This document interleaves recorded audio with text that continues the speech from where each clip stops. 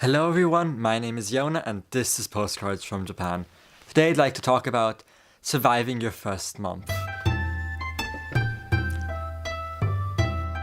So you're going to go on an exchange year, you have all of your things packed, everything is ready and you've arrived. Now let's talk about surviving your first month. You're doing a big step, you're going on an exchange year, it's going to be completely out of your comfort zone, the culture and the country will be probably far from what you're used to, where you're from, and that's totally okay. So if you feel overwhelmed, don't, it'll be okay. So the first thing that everybody will tell you is to talk. Just talk about anything you feel like with your host family, with your school, with your friends. If there's any questions, if there's something you're not sure about, if you're doing something correctly, just ask them. They're happy to help you. Yeah, Again, also the only way you'll learn the language if you're concerned about not learning it fast enough. Don't. Everybody learns at their own pace and you'll be good enough at the end, so you really don't need to stress about it at the beginning.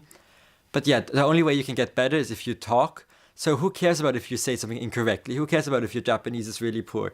Mine was horrible, but I just kept talking and that helped me get better and better. There's a card up here about how I studied Japanese if that's a video you're interested in.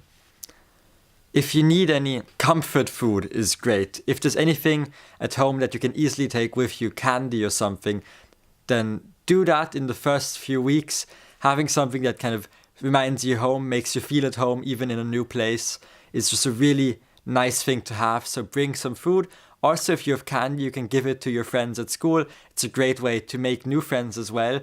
If you don't really know how to start a conversation with somebody you don't really know, but who's in your class, just bring them food. If it has a story behind it, if it's from your local area, tell it. It's a great way to start talking to somebody, start making friends. Something that might be a bit difficult is to just limit your Skype time and limit the time you spend kind of connected to your life back home, to your family, to your friends from wherever you are. Because if you do that, you might be physically present in Japan, but your mind will still be back home, which isn't ideal because that's not the reason why you came to Japan. And it will annoy you in the end. It will annoy your host family, your friends, because you're not spending time with them. So just limit that. I Skyped with my family once in the first month and then in total only 3 or 4 times. So really not that often. I really try to limit myself. Also limit your phone time. If you're just scrolling through Instagram, looking at pictures from wherever instead of just spending your time in Japan, making friends, experiencing the culture firsthand, then really why did you come? Something you will hear over and over again is just to try everything, which is good advice, especially like with a school club, because you will be joining a school club. Here's my video about attending Japanese high school clubs, all that.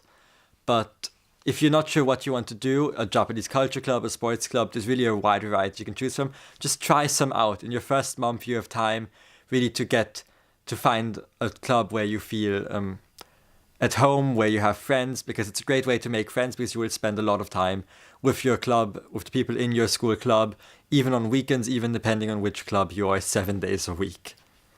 But even though you should try a lot and try new things, don't be overwhelmed. The first month is hard and you will be riding high on adrenaline, but sometimes that adrenaline high will stop and you will feel tired and exhausted, and we don't want that to happen.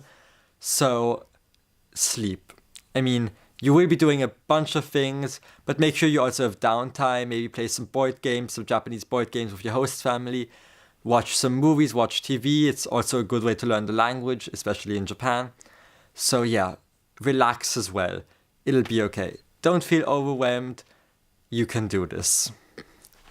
But yeah, those are the tips I have. If you want more advice, I have a whole video on advice about your exchange year.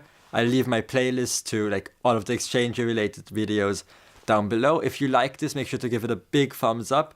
If you are currently in your first month of exchange, how are you doing? Is everything okay? If you have any questions, do leave a comment down below. And yeah, if you enjoyed this video and you'd like to see more, I make new videos every single week about Japan and Japanese culture, do subscribe. It would mean the world to me. That's all I have time for today, and I hope I see you next time. Bye!